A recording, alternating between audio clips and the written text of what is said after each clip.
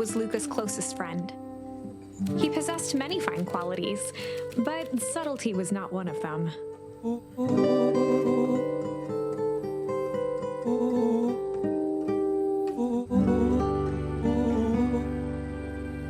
Rollo finally noticed the tears welling in his friend's eyes and the flowers on the grave.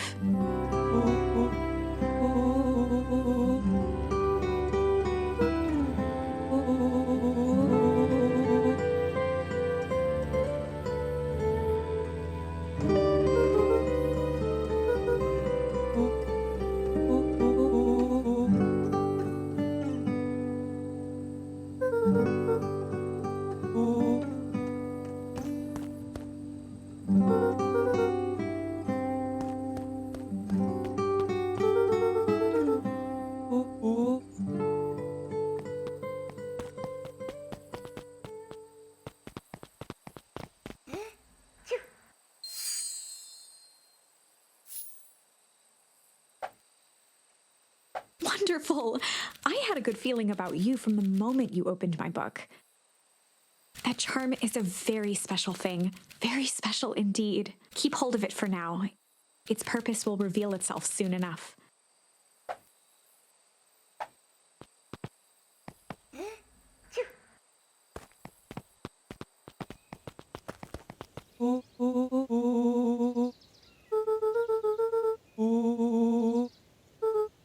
Rollo looked to the side suspiciously.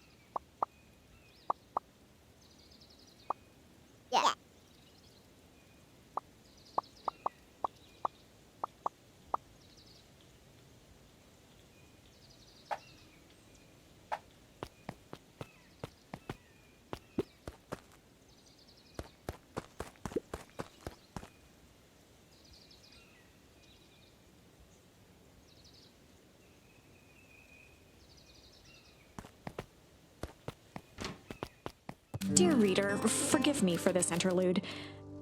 Remember that charm you found in the dandelion patch? There are more of those special charms to discover throughout Beacon Pines. They've been known to reveal themselves to those who are willing. Some of them can be found in this very house. Since Gran had moved in, the house was more peaceful, more orderly, and more covered in flowery fabric.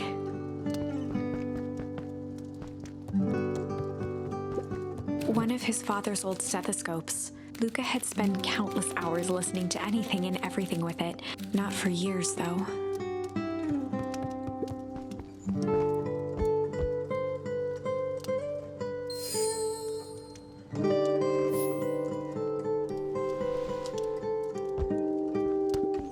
Gran had already lit the fire.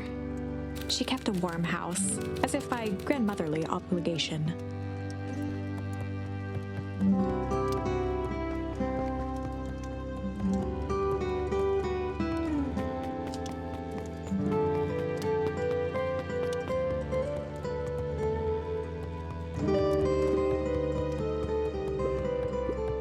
Luca paused at his parents' bedroom door. He just wasn't ready to go in yet. Gran had commandeered the upstairs closet when she moved in. "Some things need shelter from a young boy's mischief," she said.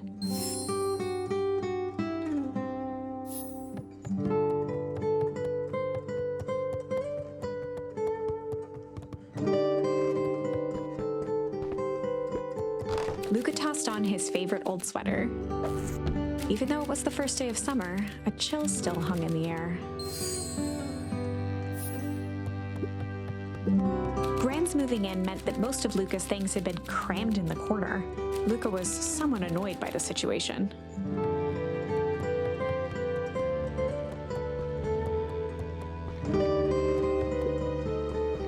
bed was undisturbed.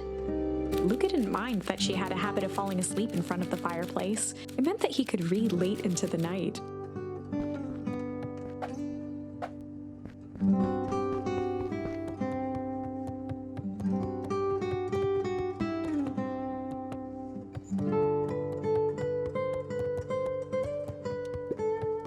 Just some dusty knickknacks.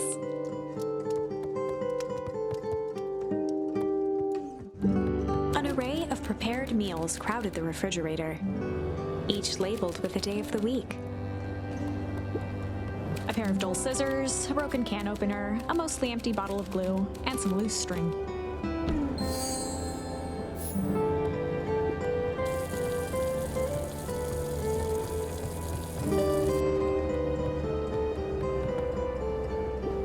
The only piece of furniture Gran had brought when she moved in was an old hutch.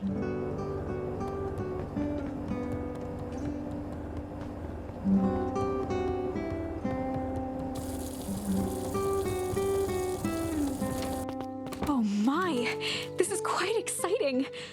I am now certain that you are the one I've been waiting for all these years.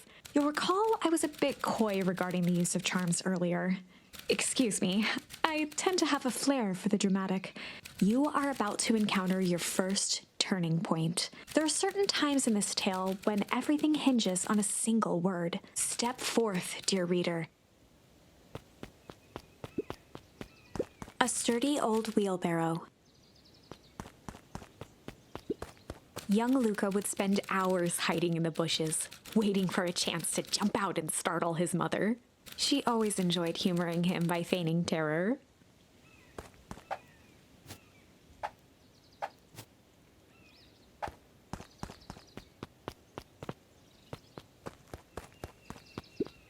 A beginner's guide to gardening laid open on the bench.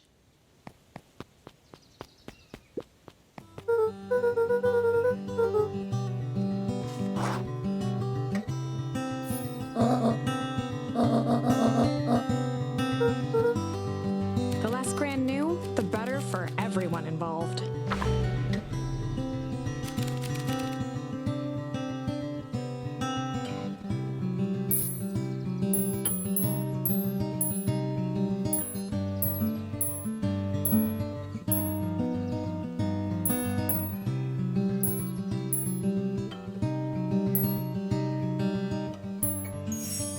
We were just gonna go chill for the day. The best lies are built on truth.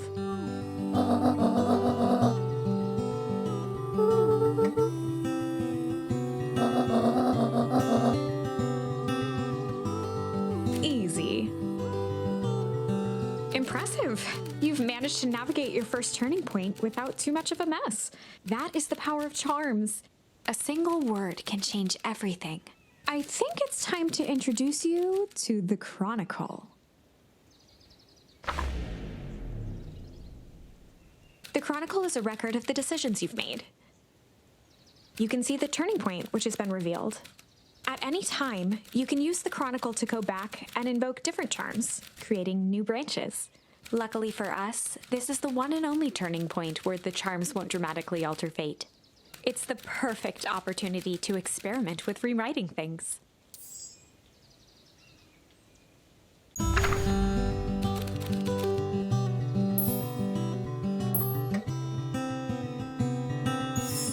We were just gonna go hide for the day. Traditionally, when one is trying to hide something, they avoid literally using the word hide.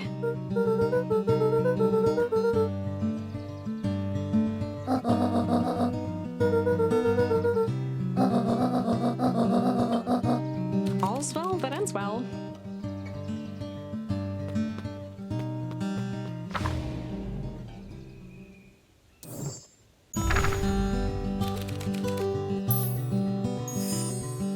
We're just gonna go ponder for the day.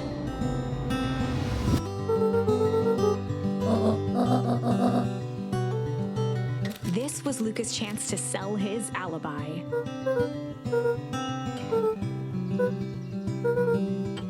Nailed it.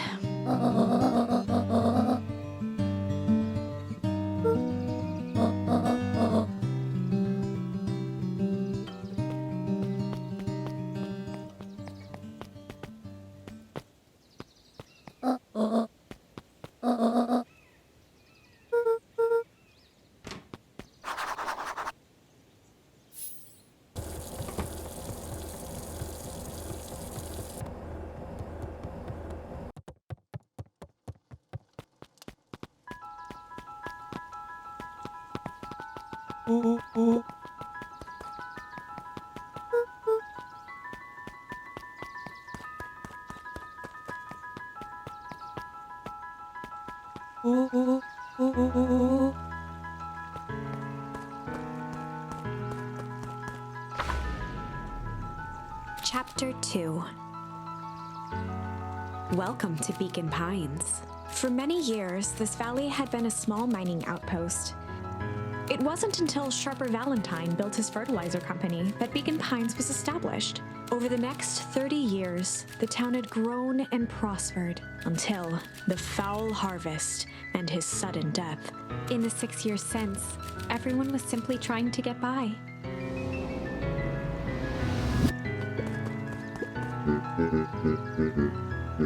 Mayor Augustus Valentine was not busy. Flustered, Gus instinctively loosened his tie.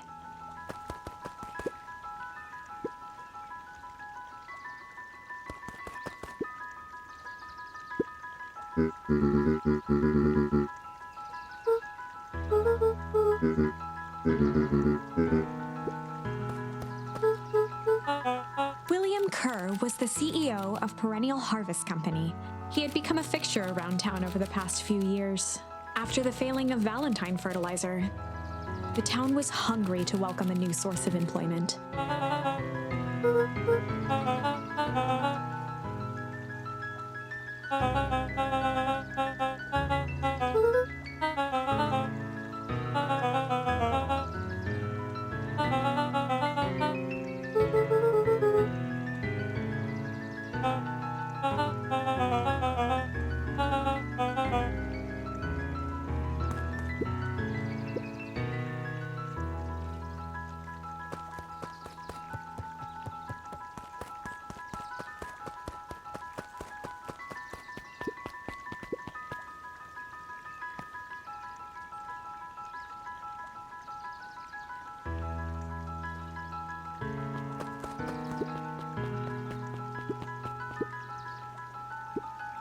Mr. Sinclair continued snoring and lifted one eyelid just enough to see who it was, a tactic he often used to avoid undesirable conversation.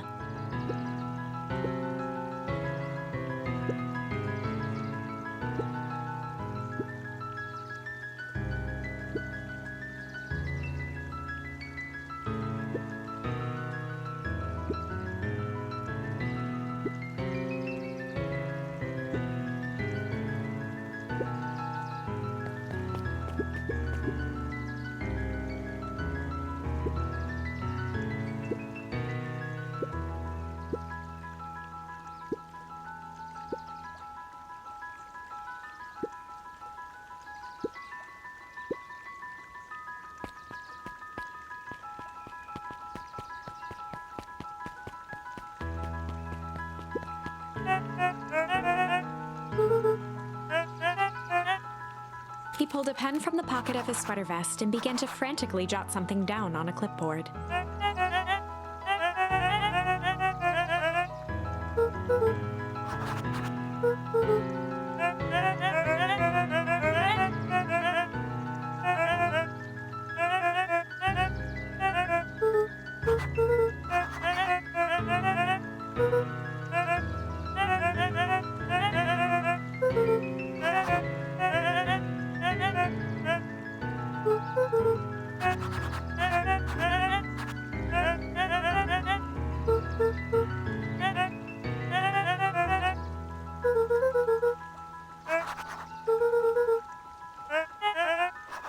Pete stopped scribbling and glanced up from the clipboard.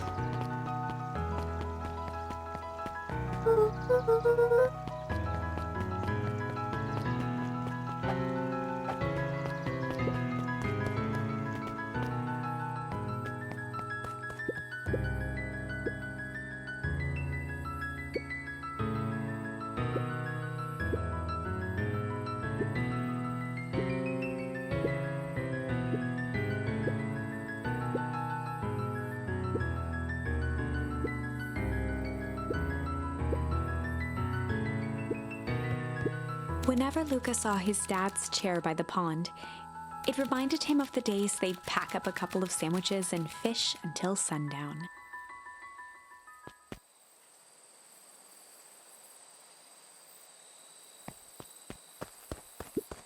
Luca opened the tackle box and picked the perfect bait. Luca tied a shoestring to the hook. What fish could resist a nice shoestring?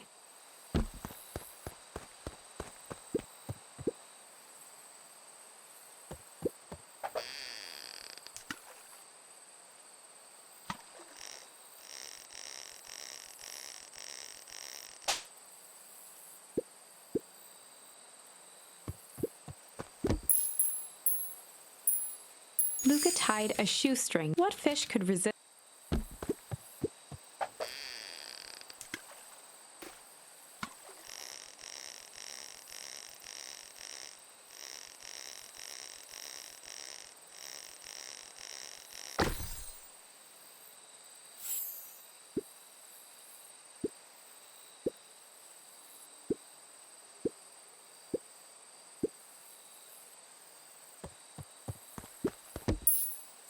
Luca gently baited a feather onto the hook, good for skimming the surface.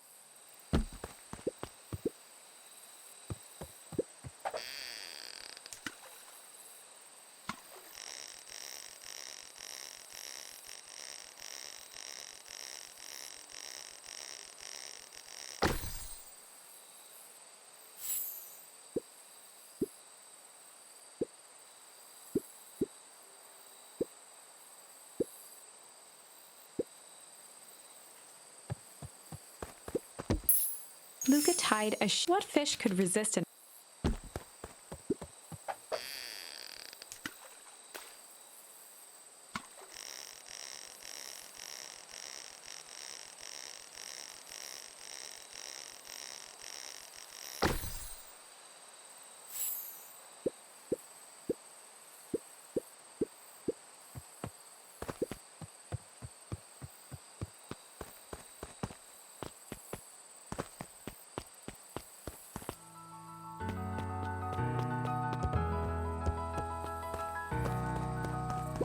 The boys had a good thing going. As long as they kept old Jeff happy, they had an endless source of precious materials to add to the treehouse.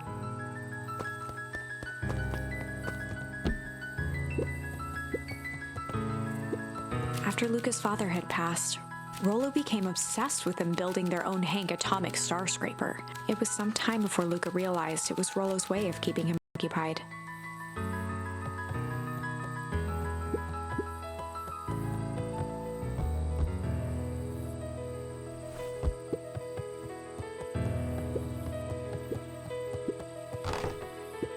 On certain nights, when the clouds were just right, the boys could tune into strange patterns of static. Rollo thinks it's aliens. He always thinks it's aliens.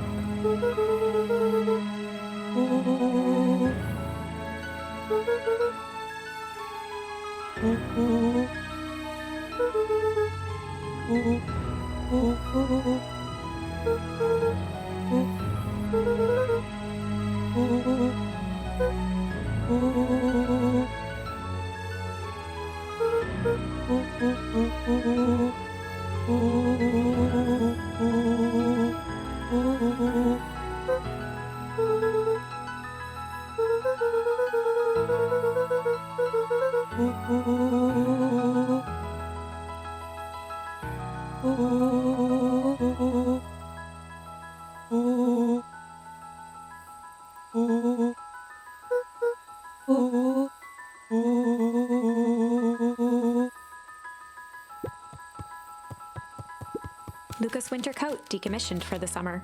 With the cold holding out longer than usual, he reconsidered its usefulness.